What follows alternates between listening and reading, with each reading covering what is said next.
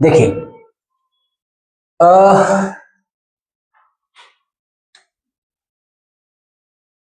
मान लो कि मैंने यहाँ पे एक मैसेज प्रिंट करवाया, प्रिंट, और यहाँ पे लिख लिया हेलो। ठीक है, ये तो प्रिंट होकर के आ जाएगा। अगर मैं लिखता हूं, और एक प्रोग्राम में एक प्रिंट नहीं, मल्टीपल प्रिंट लिखे जा सकते हैं।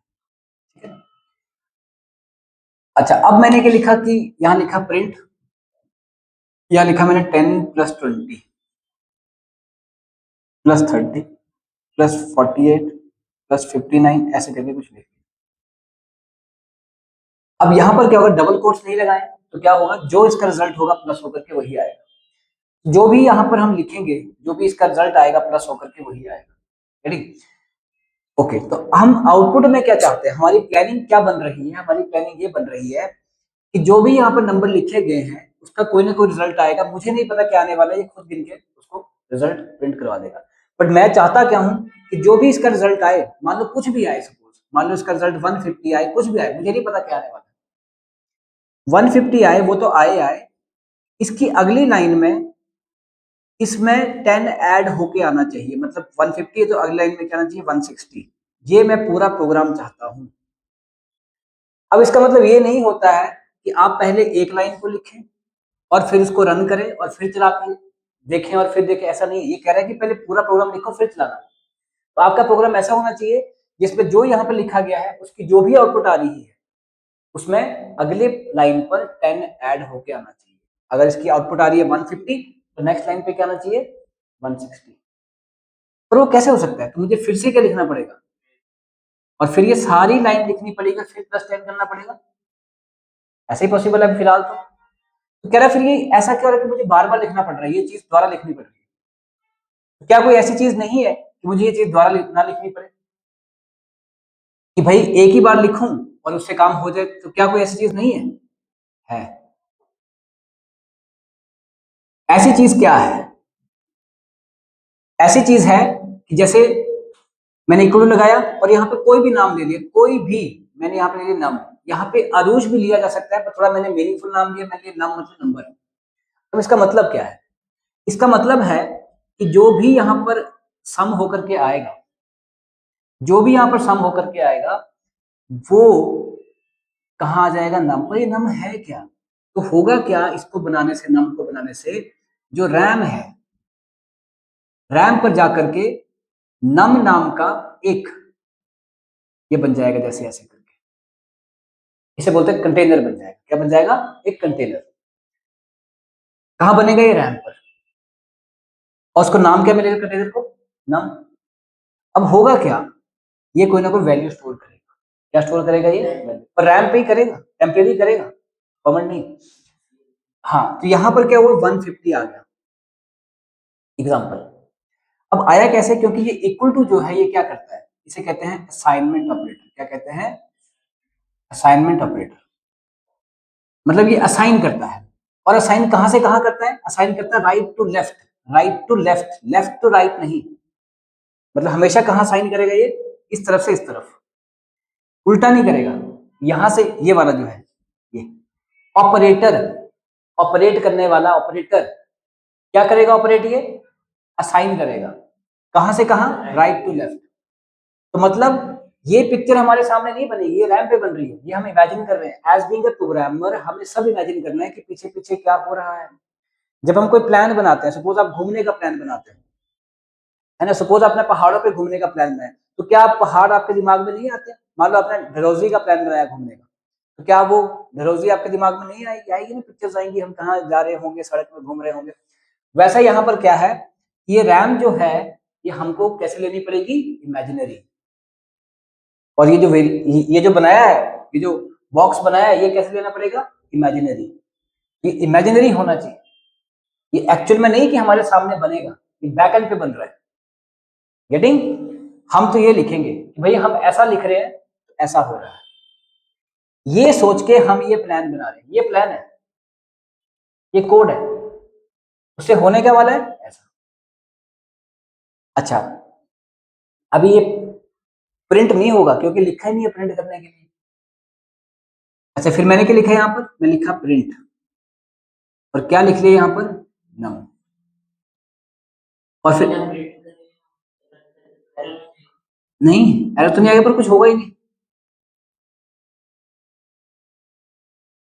यहाँ पे, क्योंकि हमने कोई भी ग्रामेटिकल मिस्टेक नहीं किया, पर आउटपुट में कुछ नहीं आएगा। आउटपुट कैसे आएगी? ब्लैंक आएगी, क्योंकि हमने प्रिंट करवाए। जब तक जो चीज नहीं लिखी है वो होगा नहीं, सिंपल सी तो बात है, जो नहीं किया है वो नहीं होगा।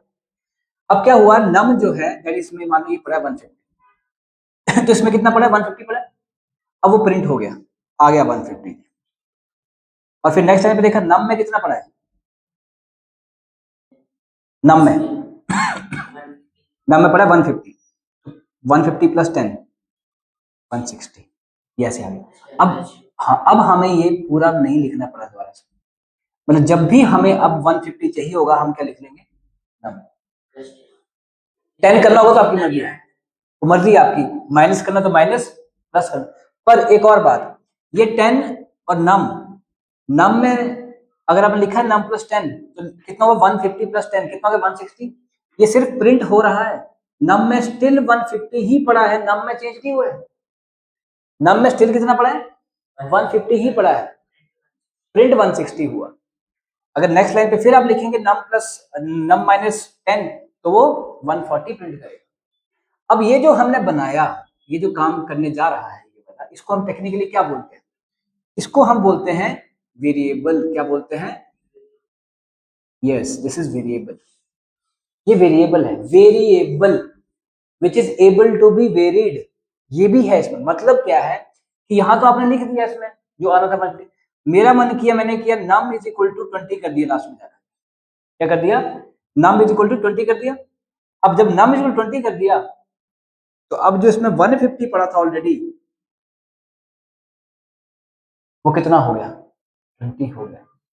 जिसमें 150 पड़ा था वो अब ओवरराइट होकर कितना हो गया? 20 हो गया। मतलब जो इसमें प्रीवियस वैल्यू थी, मतलब ये जो है ना, ये तो चलो वही था 150, यहां पर कितना हो गया? 20 हो गया। उसने तो क्या किया? 150 को क्या कर दिया? ओवरराइट कर दिया। क्या कर दिया? यस, 150 को ओवरराइट कर दिया उसने। सो 150 इज ओवर रिटन, ओवरराइट कर दिया उसने कि भाई चल तेरे ऊपर ही आ जाएगा। अब वो जो 150 था वो गया, उसके ऊपर 20 आ गया, मतलब वेरिएबल वेरी कर गया। वेरी मतलब बदल गया, है ना, वेरिएबल। और अब आप प्रिंट करेंगे अगर इसको नम को, अब इसके बाद तो वो 150 नहीं दिखाएगा, क्या दिखाएगा?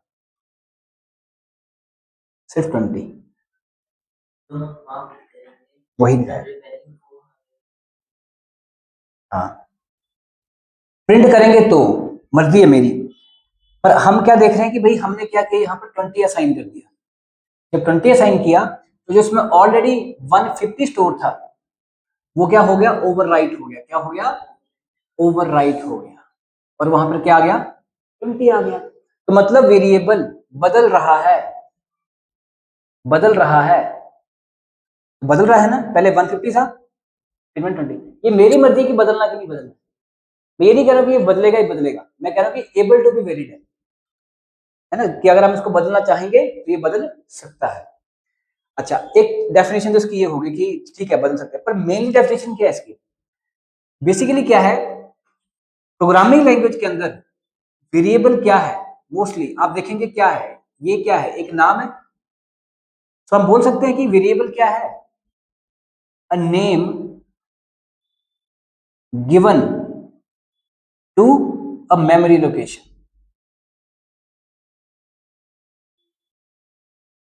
Used to store a value. क्या है? A name given to the memory location used to store a value. कि एक नाम दिया गया है किसको? मेमोरी लोकेशन को, इसलिए ताकि वो एक वैल्यू को स्टोर कर सके।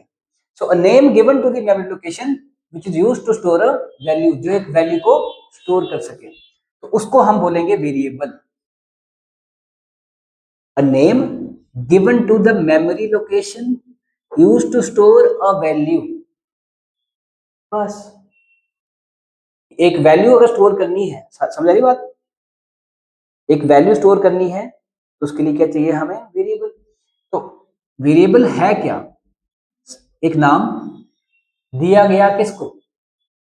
एक मेमोरी लोकेशन को, क्योंकि रैम पे क्या होगी? रैम तो बहुत बड़ी है, तो ये जस्ट एक क्या होगी, एक लोकेशन होगी। देखो जब हम यहाँ बैठे हैं तो ये कोई ना कोई लोकेशन तो है ना, यहाँ पे हम बैठे हैं तो हम समझ लो वैल्यू, और ये समझ लो वो जो लोकेशन है, गेटिंग, और इसको नाम है कोई ना कोई रखा हो, इस बिल्डिंग का कोई ना कोई नाम होगा, इस जगह का कोई ना कोई नाम होगा, जगह का नाम और वो लोकेशन, और उसमें बैठेगी हम। यहाँ पर क्या है, वो नाम दिया गया किसको, उस लोकेशन को, जिसके अंदर क्या स्टोर हो रहा है, एक वैल्यू। दो वैल्यू स्टोर नहीं होगी एक टाइम पे, एक ही वैल्यू स्टोर करेगा वेरिएबल। मतलब अगर आप एक लेंगे नाम, अगर आप लिखते हो नम इज इक्वल टू 10, 20, ये नहीं करेगा स्टोर।